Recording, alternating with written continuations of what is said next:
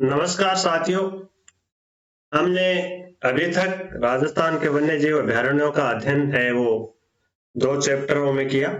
अब आज हम राजस्थान के वन्य जीव अभयारण्यों को कंप्लीट करेंगे। शेष बचे हुए राजस्थान वन्य जीवों का अभयारण्यों का अध्ययन करेंगे। तो आइए हम शुरुआत करते हैं। अगला जो अभयारण्य है वो शेरगढ़ अभयारण्य।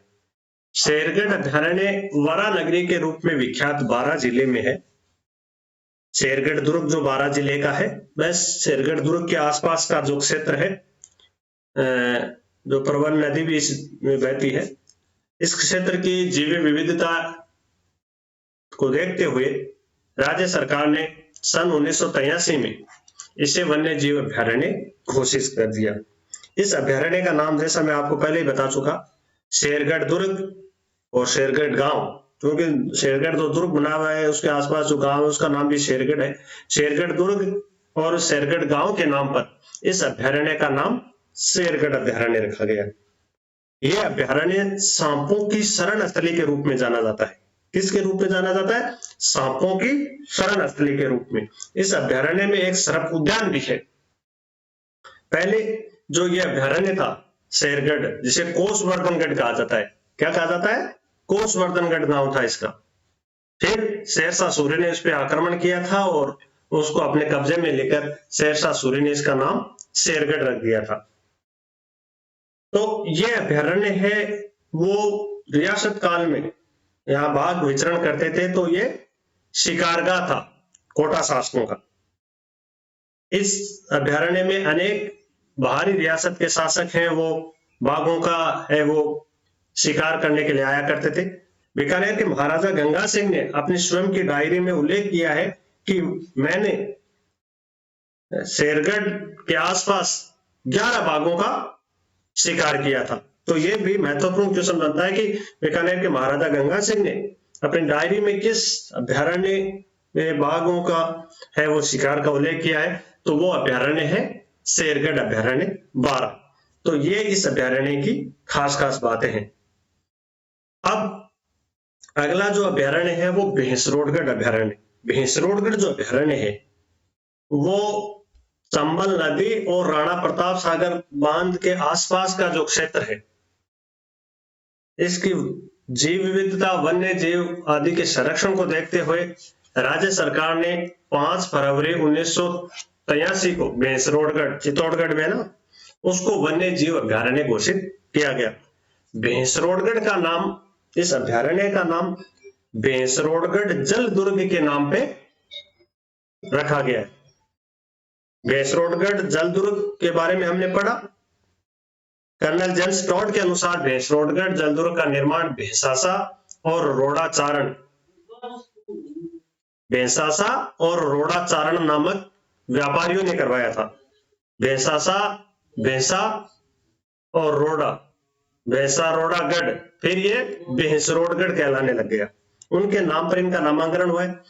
भैंसरोडगढ़ राजस्थान का प्रसिद्ध जल दुर्ग है। इसे राजस्थान का वेलोर कहा जाता है। वेलोर है वो दक्षिण भारत का प्रसिद्ध जल दुर्ग है। दक्षिण भारत का प्रसिद्ध जल दुर्ग है वेलोर। जल दुर्गों की जो कोटि है उसमें सर्वोत्कृष्ट जो दुर्ग है, जल दुर्ग, वो है वेलोर जल दुर्ग। इसलिए भैंसरोडगढ़ जल दुर्ग है उसको राजस्थान का वेलोर कहा जाता है। इसकी सुदृढ़ता को देखते हुए संज्ञा दी गई है। तो भैंसरोडगढ़ अभयारण्य के नाम पर इस अभयारण्य का नामांकन हुआ है भैंसरोडगढ़ वन्य जीव अभयारण्य। दूसरा क्वेश्चन। तीसरा, ये इस अभयारण्य में राणा प्रताप सागर बांध जब बनाया गया था, वन्य जीव क्षेत्र था ये, उस समय जब राणा प्रताप सागर बांध बनाया गया था तो इस जो वन का है बहुत सारा क्षेत्र राणा प्रताप सागर बांध के पानी में डूब गया था। इसलिए उस समय वन्य जीवों की संख्या में कमी आई थी कुछ, लेकिन चंबल नदी पर बने राणा सागर बांध के कारण यहाँ पर घड़ियाल जो है वो इस अभयारण्य की अनुपम धरोहर। घड़ियाल चंबल अभयारण्य है, उनको घड़ियालों के लिए बनाया गया था। उसके बाद में यदि कोई घड़ियाल है, यदि किसी अभयारण्य की अनुपम धरोहर है राजस्थान में चंबल के अलावा, तो वो है भैंसरोडगढ़ वन्य जीव अभयारण्य। ये महत्वपूर्ण क्वेश्चन बनता है कि राजस्थान में राष्ट्रीय चंबल घड़ियाल जो अभयारण्य है, इसके अलावा जो घड़ियाल है वो कहाँ देखे जा सकते हैं या किस अभ्यारण्य के अनुपम धरोहर है, तो वह है भैंसरोडगढ़ अभ्यारण्य चित्तौड़गढ़। यह अभ्यारण्य एक लंबी पट्टी में चंबल और ब्राह्मणी नदियों के साथ फैला हुआ है। यह महत्वपूर्ण क्वेश्चन है कि राजस्थान का कौन सा जो अभ्यारण्य है वो चंबल और ब्राह्मणी नदियों के साथ एक लंबी पट्टी में फैला हुआ है, तो वो भैंसरोडगढ़ अभ्यारण्य। क्लियर। इस अभ्यारण्य में मुख्य रूप से धोक की बहुलता है। धोक वृक्ष, धोकड़ा जो वृक्ष है, राजस्थान में सर्वाधिक जो वृक्ष पाए जाते हैं वो धोकड़ा के ही है, 65% के करीब है। जो हम वनों वाला राजस्थान के वनों का वर्गीकरण है उसमें पढ़ेंगे प्रत्यक्ष से। तो धोक के वृक्ष यहाँ प्रमुखता से पाए जाते हैं। रियासत काल में ये जो अभ्यारण्य है ये भैंसरोडगढ़ और नीमड़ी के जो जागीरदार थे उनका शिकारगाह था, निजी शिकारगाह, जहां वो बाघ वगैरह के शिकार के लिए आया करते थे राजा महाराजा और जागीरदार। ये अभ्यारण्य मगरमच्छ और घड़ियालों के लिए भी प्रसिद्ध था, क्योंकि इनके शिकार भी यहाँ आयोजित होते थे। क्लियर। अगला जो अभ्यारण्य है वो फुलवारी की नाल अभ्यारण्य। ये राजस्थान के सुदूर दक्षिण में एकदम गुजरात सीमा से सटा हुआ मानिए राजस्थान का अभ्यारण्य है, जो उदयपुर जिले की कोटड़ा और झाड़ोर तहसीलों में इसका अधिकतर क्षेत्र है।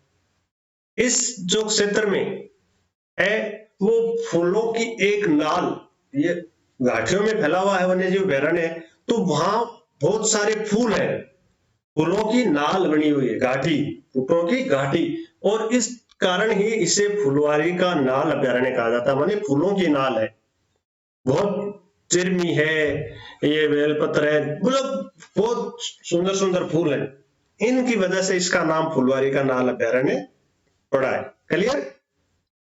यह अभ्यारण्य उदयपुर से 160 किलोमीटर दूर है, जबकि गुजरात जिले का जो साबरकांठा जिला मुख्यालय उससे मात्र 70 किलोमीटर दूरी पर है।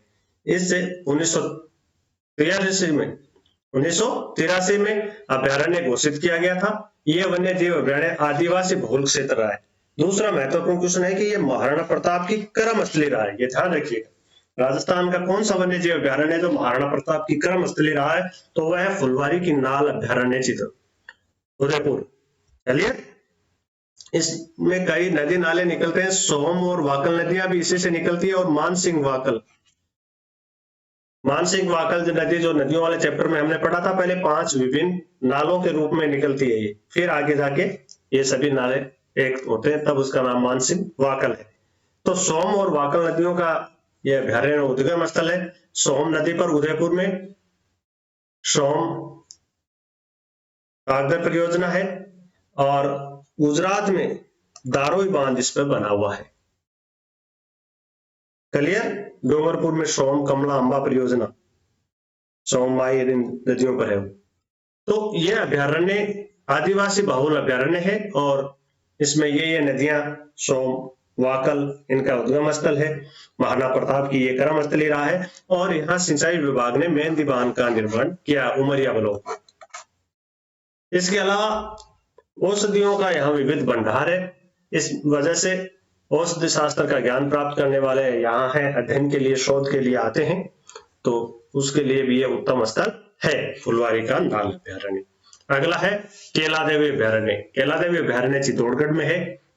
शक्तिपीठ माता केला देवी है, उनके आसपास का जो क्षेत्र है उनके वन्य जीव विविधता को देखते हुए उसे 1983 में अभ्यारण्य घोषित किया गया था। मूल रूप से देव ओरण था, ये देव ओरण।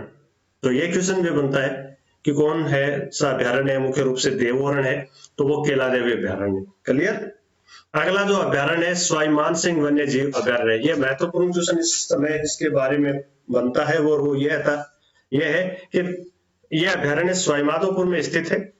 इस अभ्यारण्य की स्थापना है सवाई माधोपुर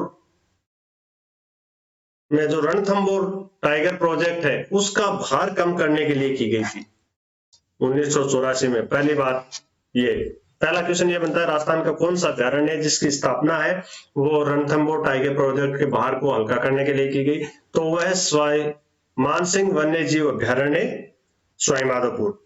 दूसरा, यह अभ्यारण्य राजस्थान का एकमात्र अभ्यारण्य है जो टाइगर प्रोजेक्ट में सम्मिलित न होते हुए भी यहाँ पर बाघ मतलब टाइगर स्वतंत्र रूप से विचरण करते हैं। ये महत्वपूर्ण क्वेश्चन है। आप पहले तो ये क्वेश्चन बनता था रामगढ़ विषधारी अभ्यारण्य के लिए, लेकिन रामगढ़ विषधारी जो अभ्यारण्य है बूंदी, वो अभी टाइगर प्रोजेक्ट में सम्मिलित कर लिया गया है। राजस्थान का चौथा टाइगर प्रोजेक्ट है रामगढ़ विषधारी अभ्यारण्य बूंदी, और भारत का 52वां टाइगर प्रोजेक्ट है। तो अब अभ्यारण्य की हम बात करें तो वो अभ्यारण्य है सवाई मानसिंह अभ्यारण्य सवाई माधोपुर, जो टाइगर प्रोजेक्ट में सम्मिलित नहीं है। इसके बावजूद भी यहाँ बाघ स्वतंत्र रूप से विचरण करते हैं। सज्जनगढ़ अभ्यारण्य, सज्जनगढ़ अभ्यारण्य है वो उदयपुर में है। मूल रूप से ये पहले मृगवन था। 1984 में उदयपुर रियासत, पहले ये हाकेट स्थल था और ये मृगवन था, लेकिन बाद में 87 में इसे वन्य जीव अभ्यारण्य घोषित कर दिया। इसकी जैव विविधता एवं वन्य सुरक्षा को मद्देनजर रखते हुए इसे अभ्यारण्य घोषित किया, और यह राजस्थान का सर्वाधिक छोटा, क्षेत्रफल की दृष्टि से सर्वाधिक छोटा वन्य जीव अभ्यारण्य है। यह मात्र 5 वर्ग किलोमीटर क्षेत्र में ही विस्तृत है, ये ध्यान रखिएगा। इसके संबंध में ये क्वेश्चन बनता है। यहाँ एलिफेंट सफारी है विकसित। चलिए अगला जो अभ्यारण्य है बंद बारेठा अभ्यारण्य भरतपुर।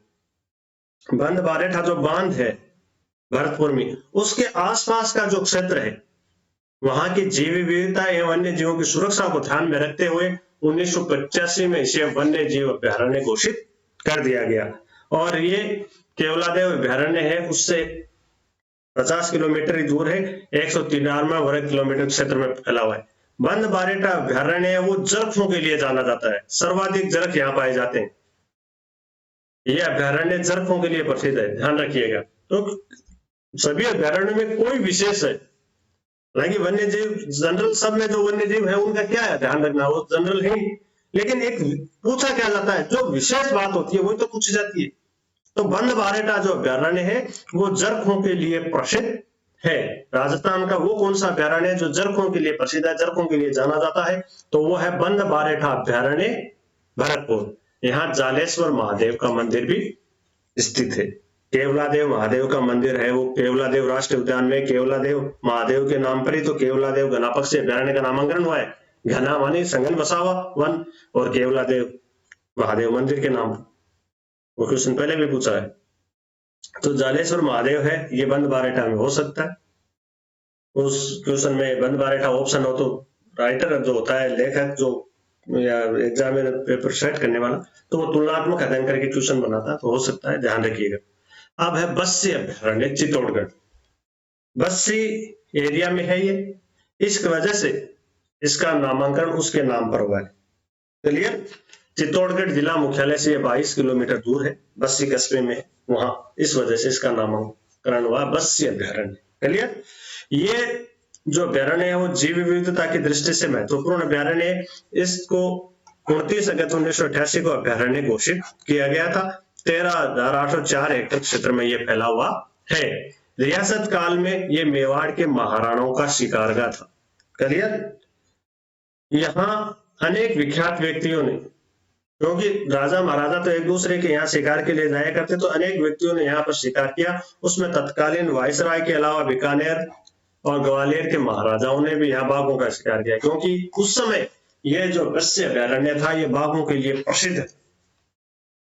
आज भी बस्सी अभ्यारण्य में कई बार है बाघ विचरण करते हुए आ जाते हैं, क्योंकि ये रणथंभौर और इधर रामगढ़ विश्वविद्यालय और जंगलों में है, तो नजदीकी है, तो हो सकता है अफवाह स्वरूप कभी देखने मिले। लेकिन रियासत काल में ये बाघों के लिए प्रसिद्ध था और यहाँ बाघों का शिकार करने के लिए आए थे। ये जो अभ्यारण्य है औरई और ब्राह्मणी नदी का उद्गम है। औरई और ब्राह्मणी नदी का उद्गम है, ये ध्यान रखिएगा। कौन सा अभ्यारण्य है औरई और ब्राह्मणी नदी का उद्गम है, तो वो है बस्सी अभ्यारण्य चित्तौड़गढ़। औरई नदी पर औरई बांध बना और बस्सी पर बस्सी बांध का निर्माण, ब्राह्मणी बस्सी बांध का निर्माण हुआ है। करीब 12 गांव इस अभ्यारण्य में बसे हुए हैं, जिसमें भील और मीना आदिवासी समुदाय के जो लोग हैं वो निवास करते हैं। अब है गजनेर अभ्यारण्य। बीकानेर जिला मुख्यालय से 25 किलोमीटर दूर पश्चिम में गजनेर में ये गजनेर अभ्यारण्य स्थित है। इसे गजनेर झील यहाँ है, उसे शुद्ध पानी का दर्पण कहा जाता है। गजनेर झील बनी हुई, उसे शुद्ध पानी का दर्पण कहा जाता है। रियासत काल में जो गजनेर जो अभ्यारण्य है वो बीकानेर के महाराजाओं का आखेट स्थल था और बीकानेर के महाराजा यहाँ कृष्ण मृगों का इनका आखेट किया करते थे। परंतु बाद में इस अभ्यारण्य में कुत्तों की वृद्धि होने के कारण कुत्तों ने हिरणों को मारना शुरू कर दिया। इस वजह से उनकी संख्या कम हो गई। तो बीकानेर के महाराजाओं ने अपना दूसरा आखेट स्थल ताल छापर में बनाया। ताल छापर अभ्यारण्य का अध्ययन किया तब हमने पढ़ा ये। तो बीकानेर महाराजाओं का दूसरा आखेट स्थल था ताल छापर, जो कृष्ण मृगों के लिए जाना जाता है। वहां कुर्जा भी आती हैं। तो गजनेर जो अभ्यारण्य है वो इनका आखेट स्थल था। और गजनेर अभ्यारण्य की जो खासियत है वो है बटबड़ पक्षी, जिसे रेत का तितर कहा जाता है। बटबड़ पक्षी के लिए प्रसिद्ध है ये गजनेर अभ्यारण्य, जिसे रेत का तितर कहा जाता है। इसका वैज्ञानिक नाम है इंपीरियल सैंडगाउज। इंपीरियल सैंडगाउज बटबड़ का। बटबड़ पक्षी तितर की तरह ही होता है, इसे रेत का तितर कहते हैं। उसके लिए गजनेर अभ्यारण्य जाना जाता है। गजनेर झील को शुद्ध पानी का दर्पण कहा जाता है। ये रियासत काल में बीकानेर महाराजाओं का शिकारगाह था। यहाँ गजनेर पैलेस बना हुआ है, गजनेर रिसोर्ट बना हुआ है, जहाँ होटल के रूप में, रिसोर्ट के रूप में आज भी ये संचालित है। अब बात करते हैं मृगवनों की। राजस्थान में 7 मृगवन है। मृगवन मृगों की सुरक्षा और संरक्षण के लिए उनके जो प्राकृतिक जो क्षेत्र है, जहां पर उनकी सुरक्षा हो सके, उनका संरक्षण हो सके, इसलिए उन क्षेत्रों को मृगवन घोषित किया जाता है। राजस्थान में 7 मृगवन है। उसमें है अजमेर जिले में पंचगढ़ पुष्कर मृगवन 1985 में, चित्तौड़गढ़ जिले में चित्तौड़गढ़ दुर्ग मृगवन 1969 में, जयपुर जिले में संजय उद्यान शाहपुरा में 1986 में, अशोक विहार मृगवन जयपुर और जयपुर में, और जोधपुर जिले में माचिया सफारी पार्क कायलाना झील के पास है, 1985 में स्थापित किया गया। अमृता देवी मृगवन खेजड़ली जोधपुर में, और उदयपुर जिले में सज्जनगढ़ मृगवन, जिसे अभी अभ्यारण्य घोषित कर दिया गया, लेकिन उसका कुछ क्षेत्र पास का मृगवन के रूप में आज भी है। अब अगला है जंतुआलय। राजस्थान में जंतुआलयों की स्थापना भी जंतुओं के प्रजनन आदि को बढ़ावा देने के लिए की गई है, और राजस्थान में 5 जंतुआलय भी है। जयपुर जंतुआलय सबसे प्राचीन है, जिसकी स्थापना 1876 ईस्वी में की गई थी। यहाँ बाघ व मगरमच्छ का प्रजनन है वो सफलतापूर्वक करवाया गया है जयपुर जंतुआलय में। कोटा जंतुआलय 1954 में स्थापित किया गया। उदयपुर जंतुआलय 1878 ईस्वी में स्थापित किया गया। जोधपुर जंतुआलय 1936 ईस्वी में स्थापित किया गया। जोधपुर जंतुआलय है वो गोडावण पक्षी के कृत्रिम प्रजनन के लिए प्रसिद्ध है। इसके अलावा यहाँ एक पक्षीशाला भी है। कभी आप जोधपुर जाए तो देखना, बहुत शानदार पक्षीशाला है। और ये जंतुआलय गोडावण पक्षी के कृत्रिम प्रजनन के लिए प्रसिद्ध है, केंद्र बना हुआ है। बीकानेर जंतुआलय की स्थापना 1922 में की गई थी। क्लियर। बायोलॉजिकल पार्क जयपुर में नारगढ़ क्षेत्र में 60 किलोमीटर वन क्षेत्र में यह पार्क है वो स्थापित किया गया। विभिन्न चिड़ियाघरों में रह रहे जो वन्य जीव है, विशेष रूप से विलुप्त हो रही प्रजातियों को प्राकृतिक प्रवेश उपलब्ध कराने के उद्देश्य से बायोलॉजिकल पार्क है वो स्थापित किए जाते हैं। और जयपुर में नारगढ़ क्षेत्र में बायोलॉजिकल पार्क की स्थापना की गई है। राजस्थान में 33 आखेट निषेध क्षेत्र घोषित किए गए वन्य जीवों के संरक्षण को ध्यान में रखते हुए। और संभवतः राजस्थान में सबसे ज्यादा वन्य जीव जो संरक्षण आखेट निषेध क्षेत्र है वो जोधपुर जिले में। भारतीय वन्य जीव सुरक्षा अधिनियम 1972 की धारा 37 के अंतर्गत ये घोषित किए जाते हैं। क्लियर। इनका कुल जो क्षेत्रफल है आखेट निषेध क्षेत्रों का वो है 26,719.94 वर्ग किलोमीटर। क्लियर। अब ये शिकार निषेध क्षेत्र है वो एक बार देख लेते हैं, मोटे रूप से ध्यान कर लेते हैं। जोधपुर जिले में जो आखेट निषेध क्षेत्र है वो गुड़ा विष्णुयान, देक्षु, लोहावट, सातिन, फिटकासनी, जम्बेश्वर और डोली, इस तरह से सर्वाधिक आखेट जो निषिद्ध क्षेत्र है वो जोधपुर में है। क्लियर। अजमेर में है शौकलिया, जहां गोडावण पक्षी देखा जाता है, तिलोरा और गंगवाना। फिर है बीकानेर में है मुकाम, जम्बेश्वर भगवान की धार्मिक स्थली, देशनोक करणी माता की स्थली, दियाला, बज्जू और जोड़ बीड़ उष्ण अनुसंधान केंद्र। तो इस तरह से ये बीकानेर के आखेट निषेध क्षेत्र है। अलवर के हैं बड़ौद और जोहड़िया, जालोर में सांचौर, चित्तौड़गढ़ में मेनाल,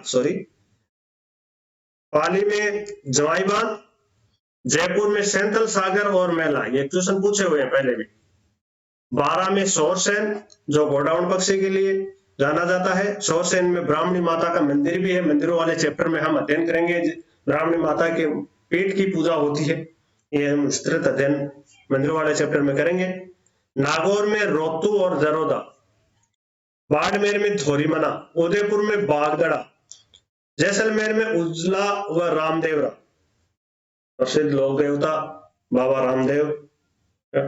कमलाजी क्षेत्र सवाई माधोपुर में आखेट निषेध क्षेत्र, इसके बारे में काफी क्वेश्चन पहले भी पूछा जाते हैं कि कौन सा आखेट निषेध क्षेत्र है। वो रणथंभौर राष्ट्रीय बाघ परियोजना और अभी रामगढ़ विषधारी बाघ परियोजना को जोड़ता है, तो वो है कमलाजी आखेट निषेध क्षेत्र। इसकी स्थापना इसलिए की गई थी ताकि रणथंभौर अभ्यारण्य के जो बाघ हैं वो स्वतंत्र रूप से रामगढ़ विषधारी में विचरण कर सके। उनका बीच में ये क्षेत्र दोनों अभ्यारण्य के बीच में आता था, इसलिए वहां कोई बाघों का शिकार नहीं करने, इसलिए कुमलाजी जो क्षेत्र है उसको आखेट निषेध क्षेत्र घोषित किया गया था। ये 2 बाघ परियोजनाओं को जोड़ता है, रामगढ़ विषधारी टाइगर प्रोजेक्ट बूंदी और रणथंभौर राष्ट्रीय बाघ परियोजना सवाई माधोपुर, इन दोनों बाघ परियोजनाओं को जोड़ता है। तो ये महत्वपूर्ण क्वेश्चन बनता है कि निम्न में से कौन सा आखेट निषेध क्षेत्र 2 बाघ परियोजनाओं को आपस में जोड़ता है, तो वह है कमलाजी, ये सवाई माधोपुर में। बूंदी में कनक सागर, टोंक में रानीपुरा और चूरू में है संवत्सर कोटसर। अब ये पढ़ा हमने।